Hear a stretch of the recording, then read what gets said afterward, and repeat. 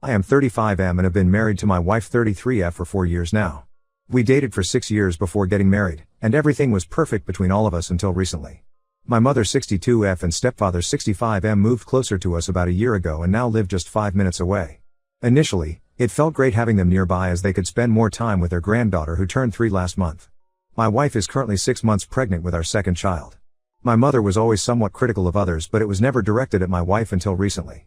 The problem started when my mother began making constant comments about my wife's eating habits during her pregnancy. She would tell her to avoid sugar and carbs at every opportunity. During family dinners, she would watch everything my wife ate and make unnecessary remarks. At Thanksgiving last month, she criticized all the dishes my wife brought, saying they were unhealthy and too heavy on carbs.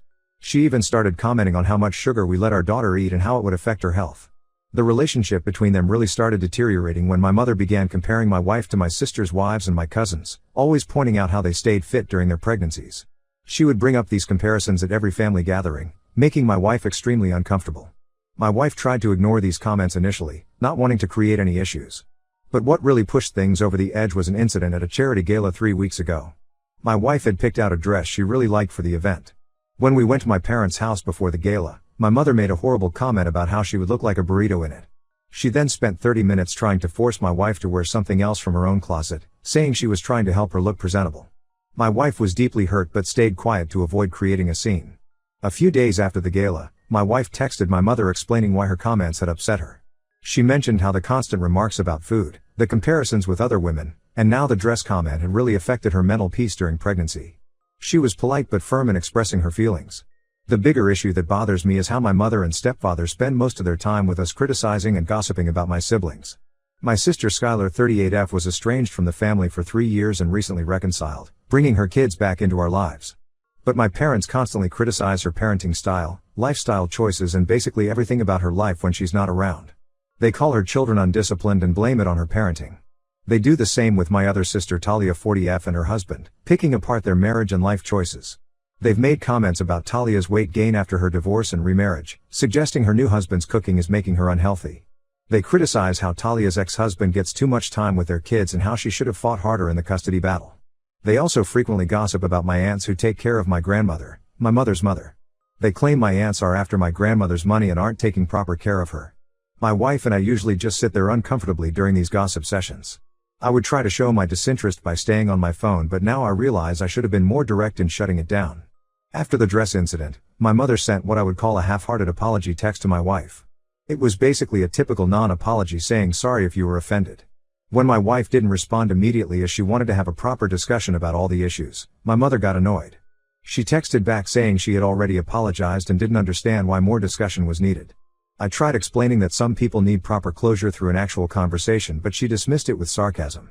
Things got worse when my sister Talia called me saying mom had been venting to her about the situation, calling my wife hormonal and difficult. She was telling everyone that my wife was being oversensitive due to pregnancy. Talia also revealed that she had her own issues with mom, who had been making hurtful comments about her weight gain and never properly apologized. We tried setting up a discussion with my mother multiple times, but something always came up. First she said she was busy with her book club, then she had to attend to my grandmother, then she needed to help my stepfather with something. Finally last week we managed to have a video call.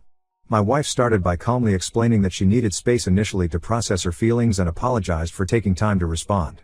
But throughout her explanation, I noticed my mother rolling her eyes and smirking. When I called her out on it, she blamed it on cataracts, which I know she doesn't have. We expressed how important resolving this issue was to us as we wanted to host Christmas and do our gender reveal with the whole family. My mother remained stiff and defensive, saying fine, she would just pull back completely if that's what we wanted. When we tried explaining we wanted a positive environment for our daughter, she suddenly started talking about how hard it was for her as a single mother. Despite us asking her to stop, she kept going on about how she raised us alone after our father left, trying to make herself the victim. My pregnant wife got extremely upset and ended the call. Now my mother and stepfather maintain that she already apologized and don't understand why we need more discussion. But I refuse to sweep this under the rug like my siblings do. I've decided not to let them see my family until my mother can have a genuine discussion without being defensive or dismissive. I don't want my wife and children to be the subject of their gossip sessions like my siblings are. My sisters think I'm being too harsh, but I believe I'm protecting my family. Some of my relatives are saying I shouldn't keep a grandmother from her grandchild, but I don't want my daughter growing up thinking it's okay for people to treat you badly and get away with it just because they're family. Ida? Update 1. After my original post, Things spiraled in ways I hadn't expected. My stepfather started reaching out to my siblings systematically, trying to convince them to talk to me about letting our mom see the family. He called Skylar first, then Talia, and even tried reaching out to our step-siblings from his previous marriage who we barely talked to. He told everyone that mom was completely heartbroken, crying every day, and couldn't eat or sleep properly. My sister Talia visited me last weekend and revealed that there was more going on behind the scenes. She warned me that mom was spreading a completely different version of events to the extended family during their weekly family video calls that my wife and I had stopped attending after the incident. Through my cousin Lisa, I discovered exactly what story mom was telling everyone. She painted a picture of my wife becoming increasingly controlling after getting pregnant with our second child. According to her version, my wife had always been jealous of mom's close relationship with our daughter. She claimed my wife would get annoyed whenever our daughter wanted to spend time with her grandmother. Mom told everyone that my wife was using this minor comment about a dress as an excuse to finally keep her away from her grandchild. What really angered me was discovering that mom had been showing everyone the text conversation with my wife, but in a very manipulative way. She would show selective screenshots where my wife was expressing her hurt feelings, but conveniently left out her own sarcastic responses and the parts where she dismissed my wife's feelings. She also didn't show the messages about all her previous comments regarding food and weight. My stepfather then tried a different approach to handle the situation. He called me saying he just wanted to have coffee and understand my perspective better. I agreed to meet him alone at a local cafe, thinking maybe he could be a mediator. When I met him, he spent an hour telling me how my mother had completely changed since this happened. He claimed she had started seeing a counselor to work on her communication issues and was genuinely trying to be better.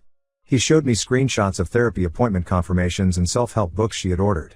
I was actually considering giving her another chance at this point, thinking maybe this incident had been a wake-up call for her. But then my sister Skylar reached out with information that changed everything. She revealed that mom had done exactly the same thing to her before she went no contact years ago.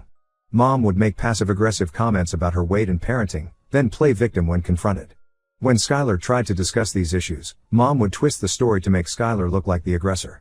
Skylar said mom never really changed, she just found new targets when Skylar stopped engaging.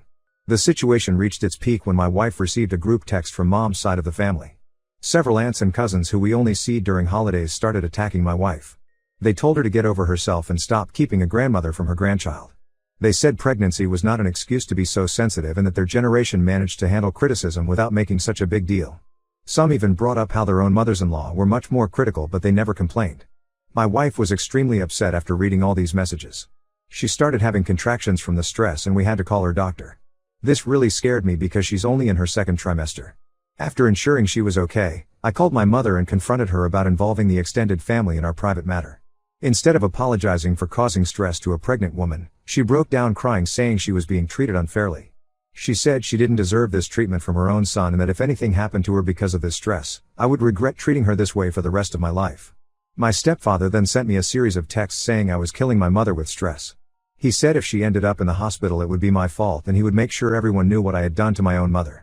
I blocked both their numbers after this obvious manipulation attempt. My wife and unborn baby's health is my primary concern and I won't let them cause any more stress. Since then, many relatives have been posting passive-aggressive comments on social media about ungrateful children and the importance of family. They share those typical quotes about how nobody will love you like your mother does. I've had to mute most of them to maintain my sanity. Even distant relatives who haven't spoken to us in years are suddenly experts on our situation. Talia called me yesterday saying she's now considering going low contact as well after seeing how mom is handling this situation. She said watching mom manipulate the entire family against us made her realize why Skylar had stayed away for so long. I'm more convinced than ever that I made the right decision.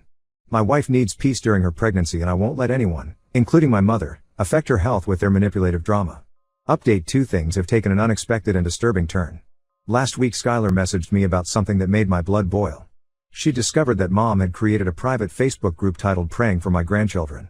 She invited all our relatives, old family friends, and even some people from her church to join. In this group she regularly posts about how much she misses our daughter, sharing old photos with dramatic captions about being kept away from family during the holidays. What really shocked me was finding out she had secretly recorded our last video call where my wife got upset.